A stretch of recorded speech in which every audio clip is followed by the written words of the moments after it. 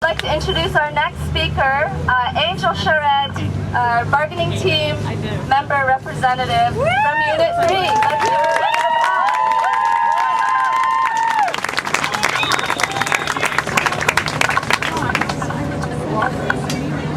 Hi there. I'm not going to reiterate all our demands. I think most people are fairly aware of what we're here on strike for. I'm just going to tell you a little bit about what the employer's been using as a reason to say no to pretty much everything we've been saying, and why I think that they need to change their mind about that. So we're on strike today because we've been bullied by this administration who seeks to use this economic context as a reason to offer us the worst deal that QP 3903 has ever had in its history. So let's take a second to talk about the economic context, because not simply the economic context of today, but the economic context of the last 30 years. For the last 30 years, labor unions have been under successive attacks globally, while labor relations have taken the form of employers setting up the boundaries of what is reasonable. Job security has been eroded, wages are falling short of inflation every year. Within this context of labor having to be reasonable, financial deregulation has seen the explosion of mergers and acquisitions that lead to major job cuts and the creation of precarious jobs, so that more and more people have to work 2 and 3 part-time jobs or teach 4 and 5 course directorships.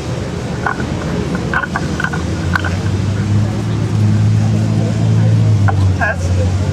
Even louder? Louder! That's as loud as it gets. Okay, I'll try to be louder. At the end of 30 years of this economic context, where Main Street gets sacrificed for the health of Wall Street, or Bay Street if you'd like, we are now told to continue to tighten our belts and to accept cuts in education as though it is somehow our unreasonableness that has created this economic context.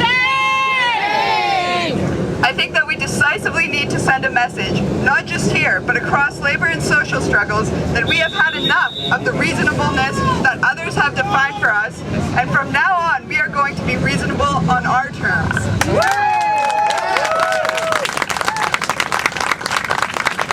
We have not been responsible for this economic collapse that we are facing, and we are not responsible for tightening our belts.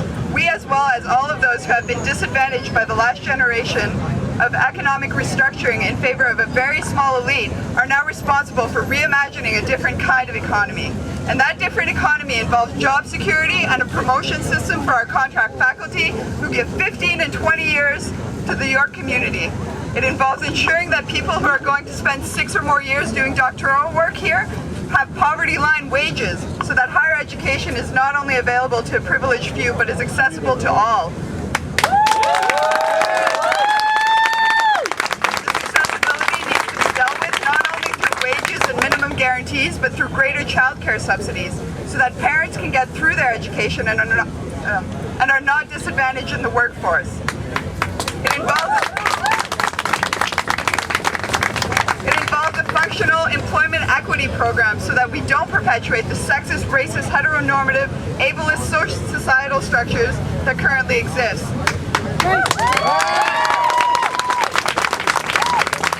Right now, addressing those proposals has been costed at $30 million, which makes us look unreasonable in the media and perhaps sometimes within our own membership. But what isn't mentioned is the level of flexibility within these proposals that we have. We have many different ways of conceptualizing what job security looks like, or what poverty wages look like,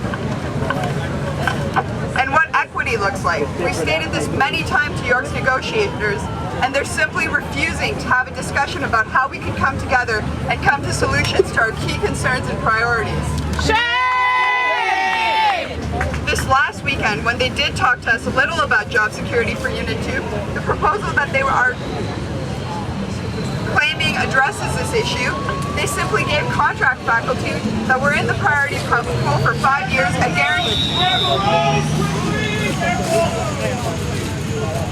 a guarantee of 2.5 courses for 3 years, which in most cases is what they already have, under the same wages, under our same agreement. So here we are today, and we are responding to 4 months of bullying by bullying back. And while we may not get all of our demands, we're going to send a clear message that we are not going to confine our demands to what they think is reasonable. Because in an economic context where the poorest in society are denied jobs and social services while Wall Street gets a $600 billion bailout, it is clear that we need to redefine what is reasonable.